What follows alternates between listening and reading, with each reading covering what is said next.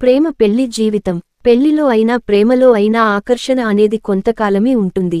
రోజులు గడుస్తున్న కొద్ది మనుషులలో లోపాలు కనిపిస్తాయి. ఆకర్షణ సిద్ధాంతానికి లోబడిన వ్యక్తులు మెల్లగా వాళ్ళు అసలు రంగుని బయట పెట్టడం మొదలు పెడతారు. అది నిజమైన ప్రేమ అయితే వాళ్ల జీవితం స్వర్గం. మంచినీళ్లు తగిన అది అమృతమేగా ఉంటుంది.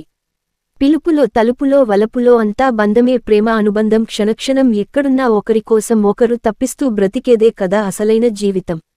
ప్రేమంటే షాపింగ్ క్లబ్బులో పబ్బులు డాన్సులు చేయడం కాదు, నగలు డబ్బు బంగళాలు కాదు. ప్రేమంటే నిన్ను నమ్మిన వాళ్లతో నువ్వు ఎక్కడున్నా వాళ్ల మనసుకు దగ్గరగా ఉండడం, వాళ్లకు నేనున్నాను అని భరోసానిలో తిండి పెట్టిన పెట్టకపోయినా బట్టలు ఇచ్చిన ఇవ్వకపోయినా వాళ్లకి ఏం చేయకపోయినా నీకు నేనున్నాను మీరు చెప్పే ఒకే ఒక మాట నిజమైన ప్రేమ. అది కపటంతో కూడి ఉండకూడదు, స్నేహపూర్వకంగా ప్రేమతో కూడా ఉండాలి. అదే కదా నిజమైన స్నేహం, నిజమైన ప్రేమ, నిజమైన బంధం. మరి నీలో ఉందా ఆ ప్రేమ?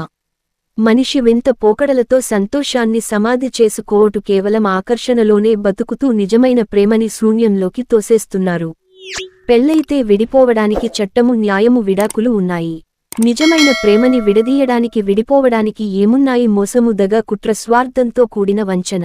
లైఫ్లో నువ్వు ఏం సంపాదించావు అంటే ఇల్లు సంపాదించాను, బండి కొన్నాను, కారు కొన్నాను, నా పిల్లల్ని చదివిస్తున్నాను, నాకు ఇంతమంది పిల్లలు అని గర్వంగా వెన్ను విరుదుకుని మరి చెప్తావు. నువ్వు ఏం సాధించలేదు అంటే ఏం చెప్తావు? నిజమైన ప్రేమని సాధించలేదు, ఆ ప్రేమను పోగొట్టుకున్నాను, మోసం చేశాను, మోసగాళ్ల మిగిలిపోయాను, క్షమించరాని నేరం చేశాను అని ఎప్పటికీ చెప్పుకోలేవు. కానీ నీ అంతరాత్మకు తెలుసు నువ్వేటో. బంధం ఏదైనా విడిపోవడం, మోసం చేయడం గొప్పతనం కాదు, జీవితం కాదు. నమ్మిన వాళ్లతో కష్టమైన అనాష్టమైన జీవితకాలం ఉండడమే నిజమైన ప్రేమ. కె. జమాలుల్లా.